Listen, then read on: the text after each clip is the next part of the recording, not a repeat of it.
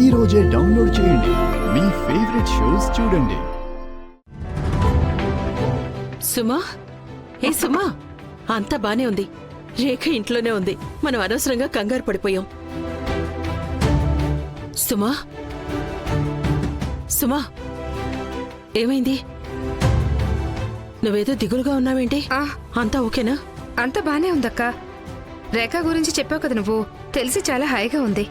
ఒక్క నిమిషం, ఖచ్చితంగా ఏదో జరిగింది. చెప్పు సుమా. తెలీదక్క. స్మిత వాళ్ళ నాన్నగారు పొద్దుటి నుంచి ఏమీ తినలేదు. పైగా మాటి మాటికి ఎవరో కాల్ చేస్తున్నారు. పైగా కాల్ ఎత్తిన తర్వాత ఆయన వింటున్నారు, తర్వాత మాట్లాడకుండా పెట్టేస్తున్నారు. నేను ఆయన దీని గురించి ఎంత అడిగినా సరే నాకు దేనికి సమాధానం చెప్పట్లేదు. మళ్ళీ మొదలెట్టేసావా? నువ్వు మళ్ళీ మొదలెట్టేసావా? ఎందుకు చిన్న చిన్న విషయాలు పెద్ద చేస్తుంటావు? నేనేం చిన్నపిల్లని కాదు. ఆకలేస్తే నేనే తింటాను కదా. రాజు, ఏమైంది? ఏం లేదు వదినా.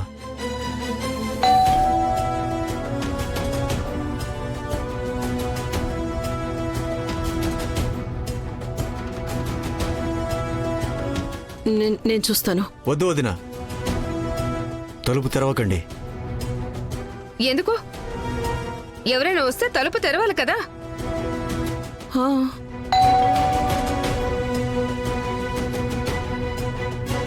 ఏంటి ఎవరు తలుపు తెరవట్లేదు?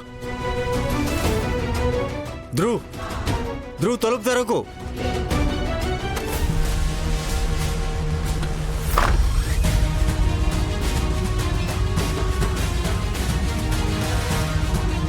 ఇంట్లో వాళ్ళందరూ కనిపిస్తున్నారు. రాజు చదర్ ఎక్కడా?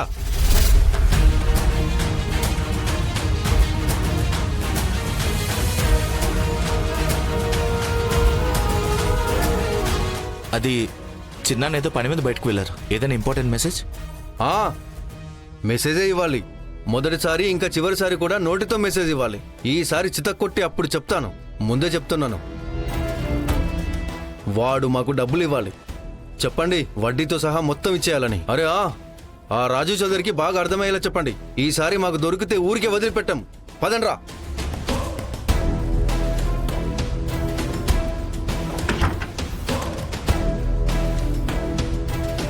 రాజీవ్, చిన్నానా, ఏంటది? అది ఏం లేదు.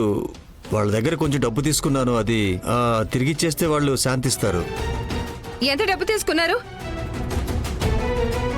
చెప్పండి చిన్నానా. వాళ్ళు కత్తులు కట్టారులు తీసుకుని వచ్చారు. ధ్రువ్, నేను చెప్తున్నాను కదా, ఏమీ లేదు, అంతా బానే ఉంటుంది. నేను వాళ్ళకి డబ్బులు తిరిగిచ్చేస్తాను. రాజీవ్, రేఖ ప్రాణాలు కాపాడినందుకు చాలా థ్యాంక్స్ డాక్టర్. మిస్టర్ రాఘవ్, ఆవిడ ప్రాణం కాపాడింది నేను కాదు, మీరే కాపాడారు. నేను కేవలం ఆవిడికి చెకప్ చేశానంతే. అండ్ ఆవిడిప్పుడు చాలా బాగున్నారు. ఆవిడకిప్పుడు కేవలం కొంచెం రెస్ట్ కావాలి. రాఘవన్య, రేఖ స్పృహలోకి వచ్చింది. గుడ్. తన ఫుడ్ విషయంలో జాగ్రత్తలు తీసుకోండి. అలాగే డాక్టర్. ఇప్పుడు ఎలా ఉందమ్మా? బానే ఉన్నాను పిన్ని గారు. నీకు తెలీదు రేఖ, నిన్ను ఇలా ఆరోగ్యంగా మంచిగా చూస్తుంటే నా మనసుకు ఎంత ప్రశాంతంగా ఉందో. లేదంటే నాకు ఎలా అనిపించిందో తెలుసా? ఏదో నా బిడ్డ నాకు దూరం అయిపోయినట్టు. లేదు పిన్ని గారు, అండ్ సారీ. నేను నెక్స్ట్ టైం నుంచి జాగ్రత్తగా ఉంటాను. నా చుట్టుపక్కల నాకు ప్రమాదం ఉందని ఇకపైనా కనిపించినప్పుడు. ప్రమాదమా? ఏం ప్రమాదం? అది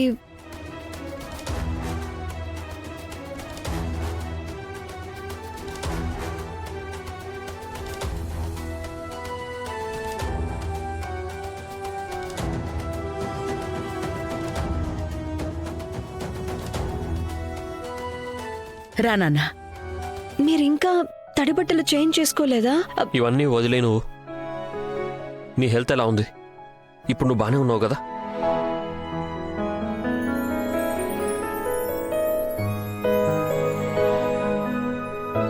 నేను బానే ఉన్నాను రాఘవ్. రేఖ, నీ ఇంట్లోనే నీ మీద అటాక్ జరిగింది.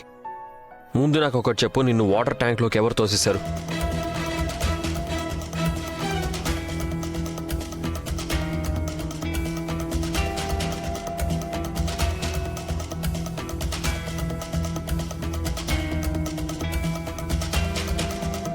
నువ్వు వేరేలా చెప్పావుగా రేఖ నిన్ను చూడలేదు అని.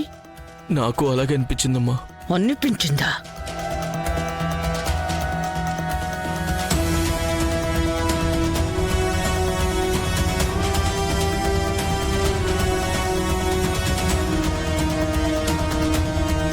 వీరుబావ, రాఘవ్, నాకు ఈ విషయం గురించి మొత్తం అంతా తెలియాలి. ఖచ్చితంగా తెలుసుకొని తీరాలి కూడా. రేఖ, నువ్వు బాగా గుర్తు చేసుకో. అసలు ఏమైంది? నిన్ను ఎవరు తోసేశారు?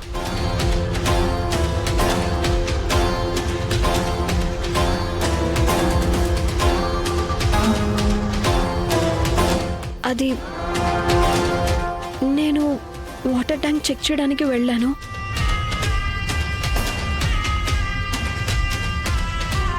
అప్పుడు నేను నిచ్చెనెక్కాను.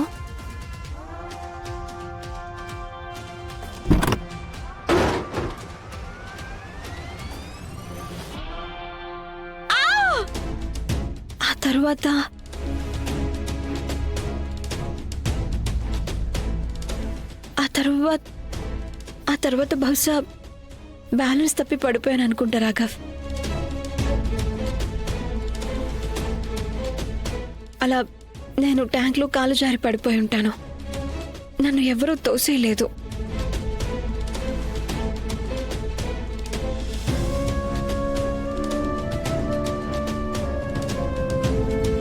ష్యూర్గా నా రేఖ? ఇప్పుడు నువ్వు చెప్పినట్టుగానే యాజ్ ఇట్ జరిగిందా?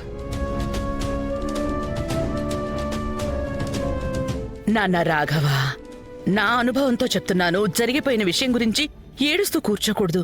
కావలసింది దొరికింది, అందుకు సంతోషించాలి నాన్నా. చూడు, దుర్గమ్మ తల్లికి శతకోటి ధన్యవాదాలు. రేఖకేం కాలేదు. అయినా తను చెప్తుంది కదా తనని ఎవరూ తోసేయలేదు అని. మరి ఆ మాట వినాలి కదా నాన్నా. చూడు, నువ్వు ఈ విషయాన్ని ఎంత సాగదీయాలని చూస్తే ఆ సంఘటనని మర్చిపోవడానికి రేఖకు అంత కష్టం అవుతుంది. పిన్నిగారు చెప్పేది నిజమే రాఘవ్. మీరు ప్లీజ్ ఈ విషయం గురించి మరీ అంత ఆలోచించకండి. ఈరోజు ఏదైతే జరిగిందో దాన్ని మర్చిపోదాం. హా, లేదు రేఖ, నువ్వు పూర్తిగా మామూలు మనిషి అయ్యేంత వరకు నేను ఇవన్నీ మర్చిపోలేను. సరేలే, ముందు నువ్వు రెస్ట్ తీసుకో. కానీ బానే ఉన్నాను. నేను చెప్తున్నాను కదా, రెస్ట్ తీసుకో. బానే ఉన్నాను. ముందు మీరు మీ షర్ట్ చేంజ్ చేసుకోండి, మీకు జలుబు కూడా చేసింది. అతయ్య తనకి బాగా మొండితనం ఎక్కువైపోయింది. నేను తనతో కొంచెం స్ట్రిక్ట్ గా ఉండాలి. నేను మొండి చేస్తున్నానా? పిన్నిగారు మీరు నచ్చ చెప్పండి రాఘవ్కి. తను తడి షర్ట్ వేసుకున్నారు, ఆయనకి జలుబు కూడా చేసింది. నాకేం కాలేదు, ముందు నువ్వు రెస్ట్ తీసుకో.